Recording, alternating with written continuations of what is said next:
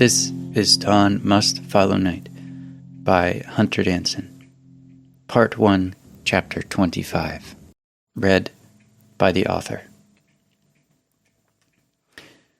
Mareth felt the bolts before he saw them. 10 steel broadheads whistling through the air straight for his chest. Within him the black stirred. He used the first way. Onlookers saw the bolts whiz through the shuddering air where Mareth had just been and clatter off the stone wall of the courtyard. Then he was behind the captain holding a blade to the man's throat. For the prelate it was as natural as a single step. He went where he felt the captain was, and then he was there. Mareth spun the captain around like a doll to face the Dindrans, who were reloading. "Stop," he commanded. They looked to Dorif. "Do as he says," the captain ordered. "Retreat or your captain dies. We will hold him until the gate is completed, then he will be free to go." The knights looked at Sir Dorif, who nodded. They left without hesitation. The executioner remained for a moment, his smile a little lessened. Then he followed the knights. "This will not stand, Blade. My brother," Dorif began, "has paid for his crimes. Perhaps he will find peace in the black." Mareth pressed the blade tighter against the captain's throat. "You have attempted to kill a prelate. Had you succeeded, you would be with him." He forced the captain to look at the headless corpse slumped over the chopping block. "If you wish to bury him, we will allow it under supervision." The indignation drained out of Dorif's voice. "I will do it." "Mina, Hystus," Mareth called. "Sir." "Supervise the captain while he buries the criminal." "Yes, sir." Mareth released the captain and addressed the students still watching the spectacle. "You will all remain in the keep and train in the small yard until the gate is finished. Dmitri and Joff will oversee you." The prelate located the moon in the sky. "Now is the time for your meal." The students began filing through the gate. He watched them and listened to the sound of Sir Dorif's shovel digging just outside the gate. Dmitri stared at him. The instructor's eyes asked Mareth questions that he did not have answers to. Mareth ignored him and went to find Muriel. He checked the study first and was surprised to find it empty. He picked up a parchment from the corner desk and scanned it, fixating on the last sentence of the opening paragraph. "In this way, the price of freedom is blood." He put down the parchment. Where was that librarian? He was about to check the forbidden library when a twinge from the black crawled through his veins like an embolism. He felt a tug as if from a long string. It pulled him downwards. He turned on his heel and descended the steps to the dungeon, went through the passage and found the librarian waiting outside the first door to the chamber. There was a chair, but it was abandoned. Percy stood facing the door, flicking his fingernail with his thumb over and over. "Watching won't help, friend," Mareth said. Muriel spasmed and turned around. "By the black, Mareth, you almost killed me." Mareth chuckled. "You and I both know you're tougher than that." His friend glared at him. "What are you doing here?" "I came to find you. The execution did not go well. I thought you would be there." Percy folded his arms. "I have seen enough blood." Was Dorif unhappy? "Very," Mareth said. "So much so I had to take him prisoner." "You what?" the librarian yelled. "I took the captain prisoner. He attacked the prelate of the Blades of Dawn." "Mareth, do you know what this means for our relationship with Dindra?" He let out an exasperated sigh. "Did you know they supply our food? Our food!" "We will find a new supplier. I don't think the students would complain about a change in that regard either." "Was that a joke?"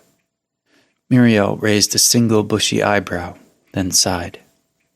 "You may be a good fighter and a good prelate, but you have no gift for diplomacy. He fired on me. Yes, well, you were fine. He could have harmed the students. The librarian regarded Meredith in silence. Fine. What's done is done. Do you think they will repair the gate? If they follow Sir Durif's orders, then yes, though the man does not instill loyalty. When I interrogated him, Mariel opened his mouth to yell, but Meredith cut him off.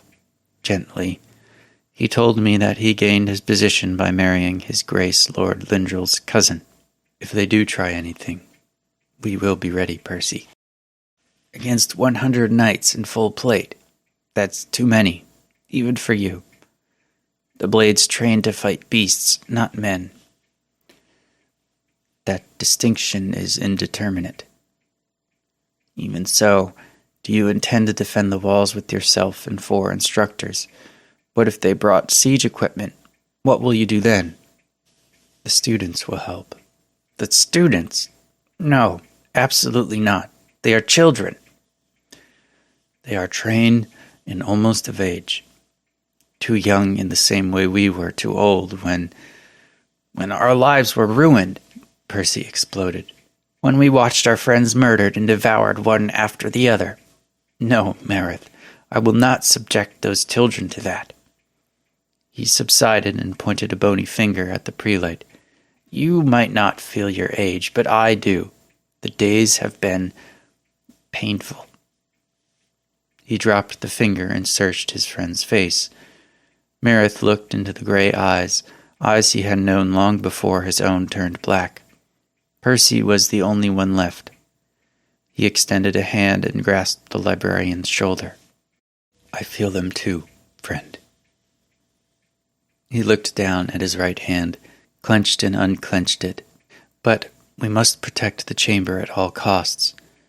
The blood that could be spilled if it fell into the wrong hands, and you must know that the chamber is not all we have to protect. Perhaps it was a side effect of living with the Black for so many days, perhaps an embedded anxiety brought on by the memory of his comrades' butchering during the last cataclysm, perhaps an interpretation of the black letters and the experiences of the prelates who had come before him. Whatever it was, told him that losing the castle and its secrets to the wrong hands would be catastrophic. It grants a portion of power, but takes life with rampant greed, he thought. Then said, if the time comes, we need to make sure everything the blades protect does not fall into the wrong hands. Muriel's eyes widened. You can't mean... Meredith sighed. A twitch from the black inside him made him turn his head towards the chamber. Yes, we need to prepare for any eventuality. If Dindra decides to lay siege, what do you think they will do with the library?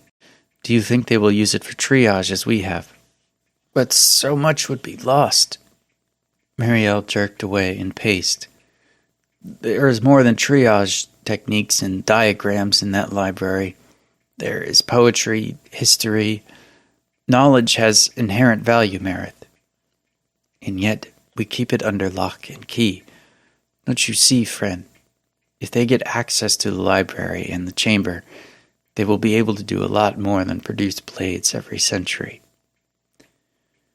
Percy stopped pacing.